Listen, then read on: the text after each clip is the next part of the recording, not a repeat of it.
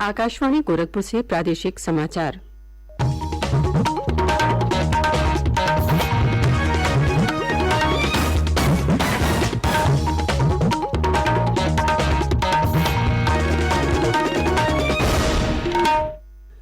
नमस्कार। समाचार बुलेटिन के साथ मैं सुषमा श्रीवास्तव। पहले मुख्य समाचार। ग्रेटर नोएडा में विश्व डेयरी शिखर सम्मेलन में डेयरी और पशुपालन क्षेत्र से जुड़े विषयों पर मंथन जारी। केंद्रीय मंत्री गिरिराज सिंह ने कहा, भारत को विश्व की 5वीं सबसे बड़ी अर्थव्यवस्था बनाने में ग्रामीण अर्थव्यवस्था का बड़ा योगदान। मुख्यमंत्री योगी आदित्यनाथ गोरखपुर में महंत दिग्विजयनाथ और महंत अवैधनाथ के श्रद्धांजलि समारोह में शामिल हुए। कहा, विश्व आज भारत की शक्ति को स्वीकार कर रहा है। भारतीय ज्ञान परंपरा को पुनर्स्थापित करने पर दिया बल। भारतीय जनता पार्टी प्रधानमंत्री नरेंद्र मोदी के जन्मदिन को सेवा पखवाड़ा के रूप में मनाएगी। पार्टी 17 सितंबर से 2 अक्टूबर तक देश भर में विभिन्न कार्यक्रमों का आयोजन करेगी। और आज हिंदी दिवस मनाया जा रहा है। मुख्यमंत्री योगी आदित्यनाथ ने प्रदेशवासियों को हिंदी दिवस की बधाई दी है।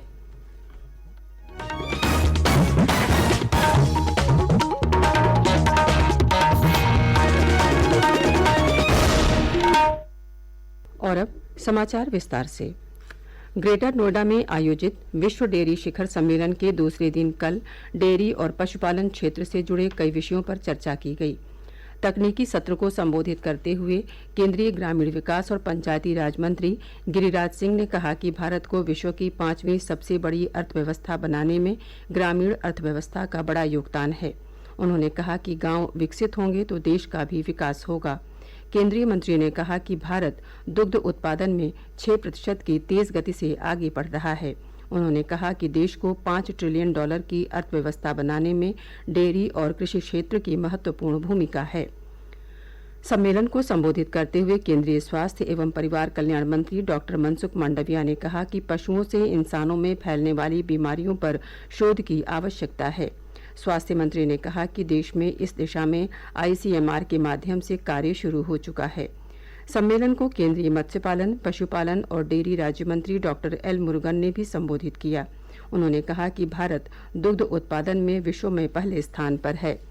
श्री मुरुगन ने डेयरी क्षेत्र में छोटे किसानों की भूमिका को महत्वपूर्ण बताया। उन्होंने कहा कि देश को आत्मनिर्भर बनाने में डेयरी क्षेत्र अहम भूमिका अदा कर रहा है। विश्व डेयरी सम्मेलन 15 सितंबर तक चलेगा। इसमें उद्योगपति, विशेषज्ञ, किसान और नीति नियोजक भाग ले रहे हैं। मुख्यमंत्री योगी आदित्यनाथ ने कहा है कि पूरा विश्व आज भारत की शक्ति को स्वीकार कर रहा है। उन्होंने कहा कि कोरोना के संकट काल में पूरी दुनिया ने आयुर्वेद और आयुष की ताकत को पहचाना। गोरखपुर के गोरखनाथ मंदिर में महंत दिग्विजयनाथ की 53वीं और महंत अवैधनाथ की 8वीं पुण्यतिथि के अवसर पर आयोजित साप्ताहिक श्रद्धांजलि समारोह को संबोधित करते हुए कल मुख्यमंत्री ने कहा कि प्रधानमंत्री नरेंद्र मोदी के नेतृत्व में योग को पूरे विश्व ने अपनाया है। उन्होंने कहा कि हर वर्ष 21 जून को विश्व के लगभग 200 देश अंतर्राष्ट्रीय योग दिवस मनाते हैं। उन्होंने कहा कि योग के माध्यम से विश्व भारत की अमूल्य सांस्कृतिक धरोहर और ज्ञान परंपरा से अवगत हो रहा है। श्री योगी ने भारतीय ज्ञान परंपरा को पुनर्स्थापित करने की आवश्यकता पर बल दिया। उन्होंने कहा कि भारत की संस्कृति और विरासत हमें निरंतर आगे बढ़ने की प्रेरणा देती है। मुख्यमंत्री ने कहा कि नई राष्ट्रीय शिक्षा नीति युवाओं को सैद्धांतिक और व्यावहारिक ज्ञान के साथ साथ तकनीकी ज्ञान में भी सक्षम बनाएगी। मुख्यमंत्री और गोरक्ष पीठाधीश्वर योगी आदित्यनाथ ने कहा है कि गोरक्ष पीठ सनातन धर्म के मूल्यों और आदर्शों के प्रति हमेशा समर्पित रही है। उन्होंने कहा कि शिक्षा, स्वास्थ्य और सेवा के माध्यम से गोरक्ष पीठ लोक कल्याण के कार्यों से भी जुड़ी रही है। कोई भी समाज तब तक शक्तिशाली नहीं हो सकता, सामर्थ्यवान नहीं हो सकता, जब तक उनके लिए उत्तम शिक्षा न हो। कोई समाज तब तक स्वस्थ नहीं हो सकता, जब तक आरोग्यता प्राप्त करने के लिए उस प्रकार के अवसर उनके सामने न हो। गोरक्षपीठ की परंपरा सनातन धर्म के मूल्यों और आदर्शों के प्रति तो सदैव समर्पित भाव के साथ कार्य करती रही है। इसके साथ ही शिक्षा के क्षेत्र में, स्वास्थ्य के क्षेत्र में, सेवा के विभिन्न प्रकल्पों को साथ में लेकर के लोक कल्याण के इन कार्यक्रमों के साथ निरंतर जुड़ी रही है। प्रदेश में कोविड से बचाव के 38 करोड़ से अधिक टीके लगाए जा चुके हैं। मुख्यमंत्री योगी आदित्यनाथ ने इस उपलब्धि पर स्वास्थ्य कर्मियों और प्रदेशवासियों को बधाई दी है। उन्होंने लोगों से टीके की एहतियाती डोज लगवाने की अपील की। प्रदेश में अब तक 38 करोड़ 1,40,000 से अधिक टीके लगाए जा चुके हैं। इनमें 17 करोड़ 67 लाख से अधिक टीके पहली डोज के रूप में और 16 करोड़ 80 लाख टीके दूसरी डोज के रूप में लगाए गए हैं। प्रदेश में सरकारी टीकाकरण केंद्रों पर एहतियाती टीके 30 सितंबर तक निःशुल्क लगाए जा रहे हैं। 18 से 59 आयु वर्ग के लोग जिन्हें दूसरा टीका लगे 6 माह हो चुके हैं, वो एहतियाती टीका लगवाने के पात्र हैं। राज्य में अब तक 3 करोड़ 52 लाख से अधिक एहतियाती टीके लगाए जा चुके हैं। चुनाव आयोग ने देश में 253 पंजीकृत गैर मान्यता प्राप्त राजनीतिक दलों को निष्क्रिय घोषित कर दिया है। आयोग ने उन्हें चुनाव चिन्ह आदेश 1968 का लाभ लेने से प्रतिबंधित कर दिया है। निर्वाचन आयोग ने कहा है कि 86 अन्य अस्तित्वहीन राजनीतिक दलों को सूची से हटा दिया जाएगा और चुनाव चिन्ह आदेश का कोई लाभ उन्हें नहीं मिलेगा। आयोग के अनुसार नियमों की अवहेलना करने वाले इन सभी 339 दलों के खिलाफ कार्रवाई होगी। इस वर्ष 25 मई से अब तक ऐसे दलों की संख्या 537 हो गई है। चुनाव आयोग ने इस साल मई में 87 और जून में 111 ऐसे दलों को सूची से बाहर किया था।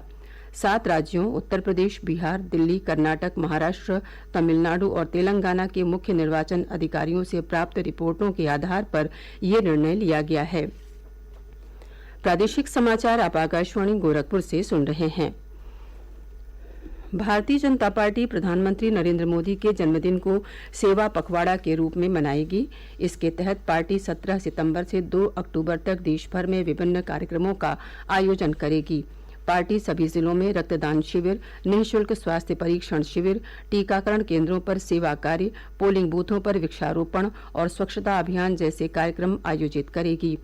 पार्टी के कार्यकर्ता लोगों को जल के महत्व के प्रति जागरूक करने के साथ ही स्थानीय उत्पादों का अधिक से अधिक उपयोग करने, वर्ष 2025 तक देश को टीबी मुक्त करने और एक भारत श्रेष्ठ भारत जैसे कार्यक्रमों में भाग लेने के लिए प्रेरित करेंगे। आज हिंदी दिवस मनाया जा रहा है। 1949 में आज ही के दिन संविधान सभा ने देवनागरी लिपि में हिंदी को राष्ट्र की आधिकारिक भाषा के रूप में स्वीकार किया था। आज हिंदी विश्व में व्यापक रूप से बोली जाने वाली भाषाओं में से एक है। राष्ट्रभाषा हिंदी संपूर्ण देश में सांस्कृतिक और भावात्मक एकता स्थापित करने का प्रमुख माध्यम है। केंद्रीय सूचना एवं प्रसारण मंत्री अनुराग ठाकुर ने देशवासियों को हिंदी दिवस की बधाई दी है। अपने संदेश में उन्होंने कहा कि हिंदी केवल अभिव्यक्ति की भाषा नहीं बल्कि हमारी संस्कृति का दर्पण है। उन्होंने कहा कि ये सबका संवैधानिक और नैतिक दायित्व है कि हिंदी के प्रचार प्रसार और संवर्धन के लिए मिलकर प्रयास करें और सरकारी कामकाज में हिंदी का अधिक से अधिक प्रयोग करें। मुख्यमंत्री योगी आदित्यनाथ ने प्रदेशवासियों को हिंदी दिवस की बधाई दी है। अपने ट्वीट संदेश में मुख्यमंत्री ने कहा कि हिंदी मात्र एक भाषा नहीं बल्कि भारतीय संस्कृति का प्रतीक है। उन्होंने कहा कि हिंदी हमारे संस्कारों, जीवन मूल्यों और आदर्शों की संवाहक है। सुल्तानपुर जिले में अब से कुछ देर पहले एक ट्रक और टेम्पो की आमने सामने से टक्कर में टेम्पो सवार 4 लोगों की मृत्यु हो गई और 4 अन्य घायल हो गए। घायलों को जिला अस्पताल में भर्ती कराया गया है। दुर्घटना प्रयागराज अयोध्या राजमार्ग पर कूरेभार के निकट हुई। हादसे के बाद राजमार्ग पर लंबा जाम लग गया। जिला प्रशासन और पुलिस अधिकारी दुर्घटना स्थल पर पहुंच गए हैं। जाम हटाने के प्रयास जारी हैं।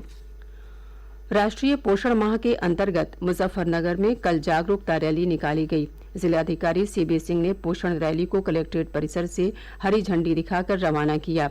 रैली शहर के मुख्य मार्गों से होकर गुजरी। रैली के माध्यम से लोगों को बाल विकास सेवा और पुष्टाहार विभाग द्वारा चलाए जा रहे पोषण से संबंधित विभिन्न योजनाओं और पोषण माह के अंतर्गत आयोजित गतिविधियों के विषय में जानकारी दी गई। और अब अंत में मुख्य समाचार एक बार फिर। ग्रेटर नोएडा में विश्व डेयरी शिखर सम्मेलन में डेयरी और पशुपालन क्षेत्र से जुड़े विषयों पर मंथन जारी। केंद्रीय मंत्री गिरिराज सिंह ने कहा, भारत को विश्व की 5वीं सबसे बड़ी अर्थव्यवस्था बनाने में ग्रामीण अर्थव्यवस्था का बड़ा योगदान। मुख्यमंत्री योगी आदित्यनाथ गोरखपुर में महंत दिग्विजयनाथ और महंत अवैधनाथ के श्रद्धांजलि समारोह में शामिल हुए। कहा, विश्व आज भारत की शक्ति को स्वीकार कर रहा है। भारतीय ज्ञान परंपरा को पुनर्स्थापित करने पर दिया बल। भारतीय जनता पार्टी प्रधानमंत्री नरेंद्र मोदी के जन्मदिन को सेवा पखवाड़ा के रूप में मनाएगी। पार्टी 17 सितंबर से 2 अक्टूबर तक देश भर में विभिन्न कार्यक्रमों का आयोजन करेगी। और आज हिंदी दिवस मनाया जा रहा है। मुख्यमंत्री योगी आदित्यनाथ ने प्रदेशवासियों को हिंदी दिवस की बधाई दी। इसी के साथ प्रादेशिक समाचारों का ये बुलेटिन समाप्त हुआ। नमस्कार।